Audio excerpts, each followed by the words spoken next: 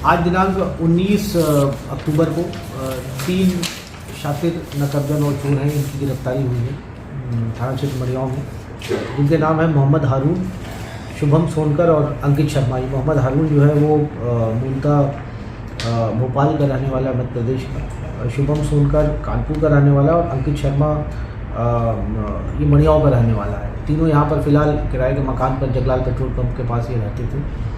और जब इनको मुखबिर के आधार पर जब इनको हिरासत में लिया गया शक के आधार पर, और फिर इनसे जब पूछताछ की गई तो इनके पास से भारी मात्रा में कैश और आभूषण जो है इसमें बरामद हुए हैं।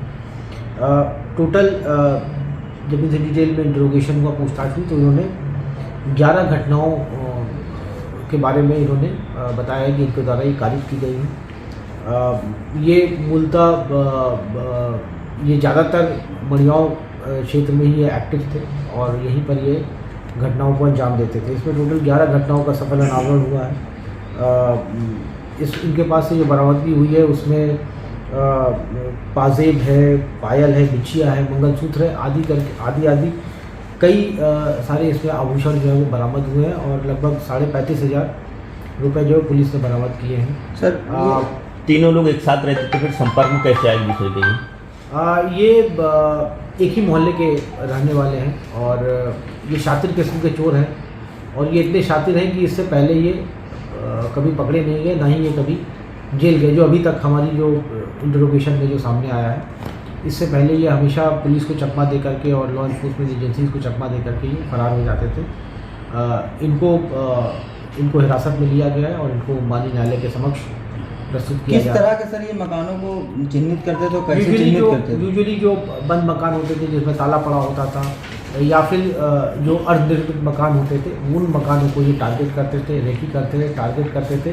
और इसमें से जो मोहम्मद हारून है ये ई रिक्शा चलाता है और ये ई रिक्शे से बाकी दोनों को लेकर के जाता था। अंकित शर्मा जो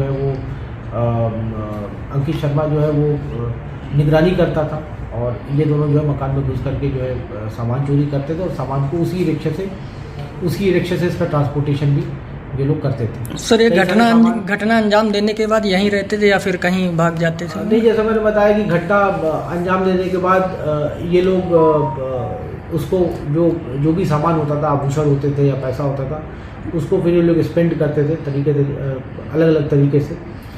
कुछ आभूषण ये लोग सुनारों को भी बेचते थे और कई सारे इसमें जो अभी बरामदगी हुई है इसमें हो सकता है इस गिरोह में कुछ और लोग भी शामिल हों, उनके पास से भी अभी बरामदगी हो सकती है और हो सकता है कि इसमें कुछ और घटनाओं का भी अभी अनावरण होना शेष है। अभी विवेचना भी प्रचलित है और शीघ्र इसको लॉजिकल कंक्लूजन तक पहुंचाया जाए। 11 मुकदमों का जो खुलासा हुआ है, इसमें पूरा माल बरामद हुआ है कि कुछ बेच दिया है लोगों? नहीं, इसमें काफ़ी सारे सामान ये लोग बेचे हैं और अलग अलग जगहों पर बेचा है। अभी जैसा मैंने बताया कि अभी जो इनिशियल इन्वेस्टिगेशन है उसमें से जो चीज़ें प्रकाश में आई है उसके आधार पर कार्रवाई हुई है। कहाँ कहाँ बेचा है, किस किस को बेचा है, उसका इन्वॉल्वमेंट क्या है, उसने नोइंगली लिया है या अननोइंगली लिया है, ये सारे सवाल अभी इनका जवाब मिलना बाकी है।